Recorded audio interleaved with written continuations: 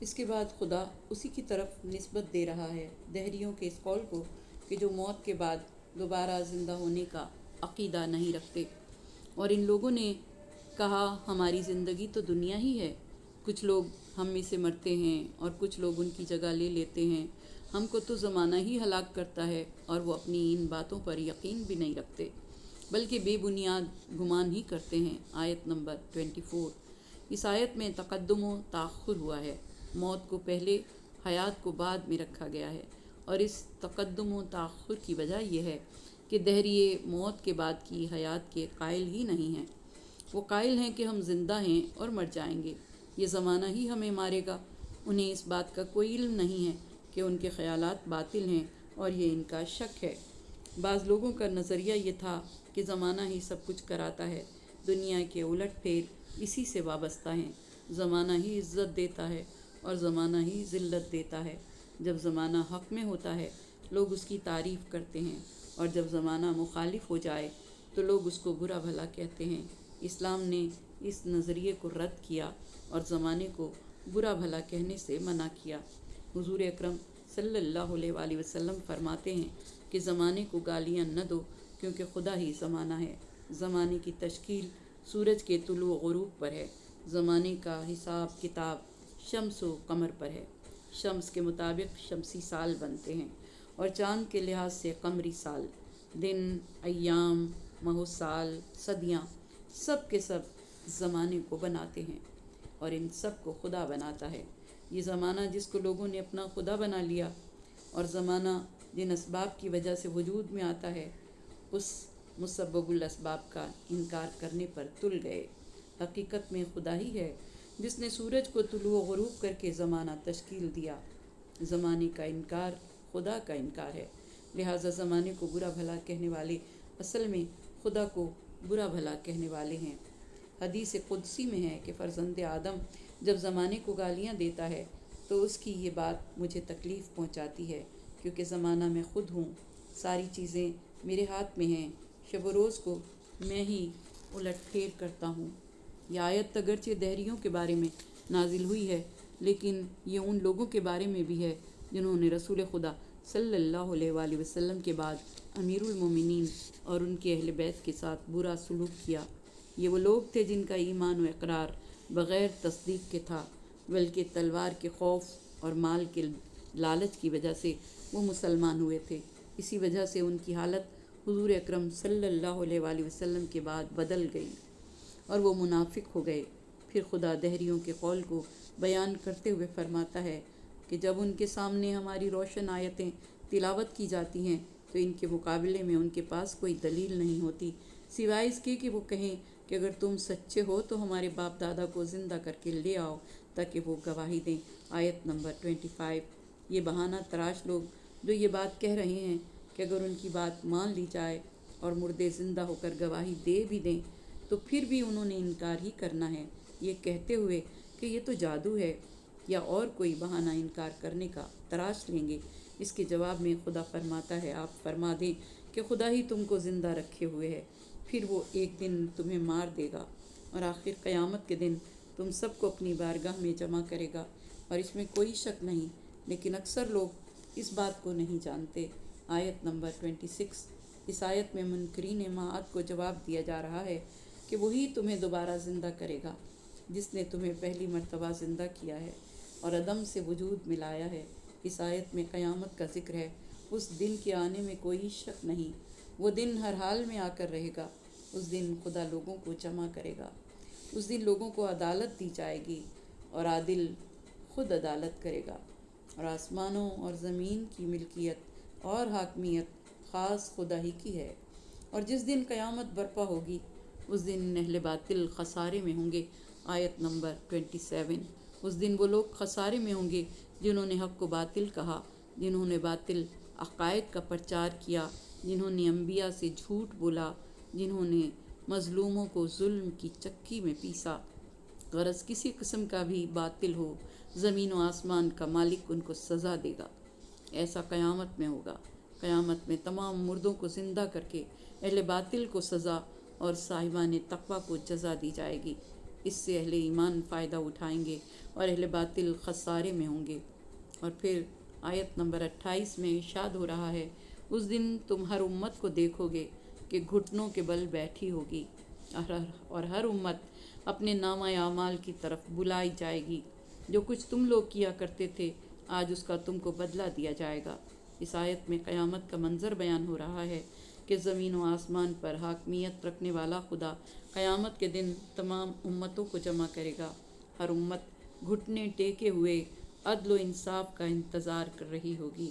عدل و انصاف جن لوگوں کو حاصل کرنا مقصود ہوتا تھا تو وہ قاضیوں کے اور حاکموں کے سامنے گھٹنوں کے بل بیٹھا کرتے تھے۔ آیت میں اسی بات کی طرف اشارہ ہے کہ جب قیامت برپا ہوگی اور تمام امتیں عدالت کے حصول کے لیے گھٹنوں کے بل بیٹھی ہوں گی اور اپنے نامہ اعمال کے کھلنے کا انتظار کر رہی ہوں گی۔ ہر شخص، ہر گروہ، ہر امت، ہر قوم اپنے اپنے نامہ اعمال کے کھلنے کا شدت سے انتظار کر رہی ہوگی۔ اس نامہ اعمال میں ہر چھوٹی بڑی نیکی اور ہر چھوٹی بڑی برائی درج ہوگی، یعنی کوئی بھی چھوٹا بڑا کام ایسا نہ ہوگا جو اس نامہ اعمال میں درج نہ ہو۔ جب ان کے ہاتھوں میں ان کا نامہ اعمال آ جائے گا تو ان کو پڑھنے کی دعوت دی جائے گی، جیسا کہ سورہ بنی اسرائیل کی آیت نمبر 14 میں ارشاد رب العزت ہو رہا ہے کہ اپنے نامہ اعمال کو پڑھو، آج یہ بات کافی ہے کہ تم اپنا حساب خود ہی کرو۔ غرض ایک قیامت کا منظر ہوگا جس میں حق پر چلنے والے اپنی جزا کی امید رکھے ہوں گے اور بداعمال و گناہگار خوف و ہراس میں ہوں گے۔ یہ ہماری کتاب ہے جو تم سے حق بات کہہ رہی ہے، جو تم انجام دیتے تھے ہم لکھتے جاتے تھے۔ آیت نمبر 29۔ اس آیت میں بھی قیامت کا منظر دکھایا جا رہا ہے۔ پہلے امت کی حالت کا ذکر ہوا کہ وہ دو زانو بیٹھ کر اللہ کے عدل و انصاف کا مشاہدہ کر رہی ہوگی۔ جب ان کے ہاتھ میں نامہ اعمال دیا جائے گا اور ان کو کہا جائے گا کہ اپنے اپنے نامہ اعمال کو پڑھو، تو یہ نامہ اعمال جو کتاب کی شکل میں ہوگا اور لمحہ بلمحہ عمل کا اس میں اندراج ہوگا، اس کتاب کے متعلق کہا جائے گا کہ یہ کتاب جو تمہارے ہاتھوں میں ہے یہ لاریب ہے، اس میں کسی قسم کی گنجائش نہیں، جو کچھ بھی اس میں لکھا ہے وہ حق ہے، اس میں وہی لکھا ہے جو تم عمل کرتے تھے، ہم اس عمل کو اس میں درج کرتے رہتے تھے۔ تم کو یہ گمان تھا کہ جو عمل کر رہے ہو اس پر کسی کی نگاہ نہیں، جبکہ ہم نے تمہیں زندگی میں بار بار بتا دیا تھا کہ ہم تمہارے اعمال کو لکھ رہے ہیں۔ تم نے دنیا میں اس قول کی پرواہ نہ کی، جس کے نتیجے میں آج تم اپنا نامہ دیکھ کر گھبرا رہے ہو۔ ہاں، البتہ وہ لوگ آج کے دن اپنا نامہ اعمال دیکھ کر خوش ہو رہے ہیں جنہوں نے وقت ضائع کیے بغیر نیک اور صالح کام انجام دیے ہوں گے۔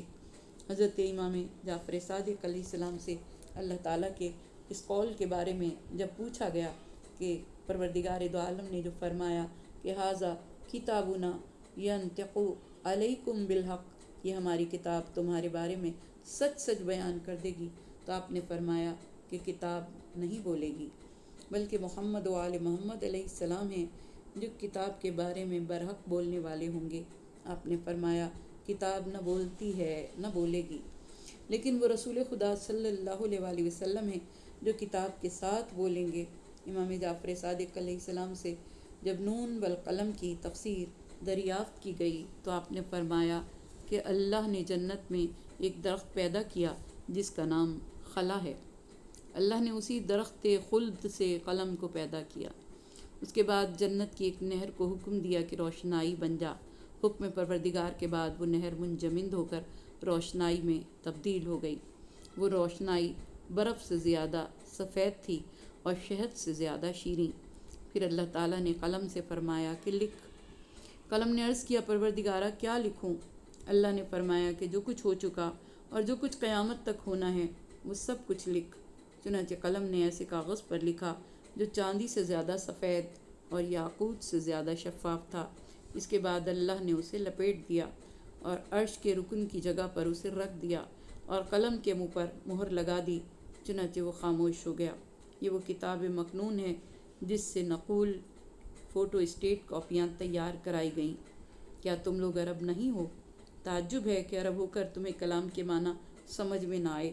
حالانکہ تمہارا یہ روزمرہ کا مکالمہ ہے کہ ایک شخص اپنے ساتھی سے کہتا ہے انسخ ذالک الکتاب، میں اس کتاب کی نقل تیار کر رہا ہوں، تو کیا وہ اصل کتاب سے نقل تیار نہیں کرتا؟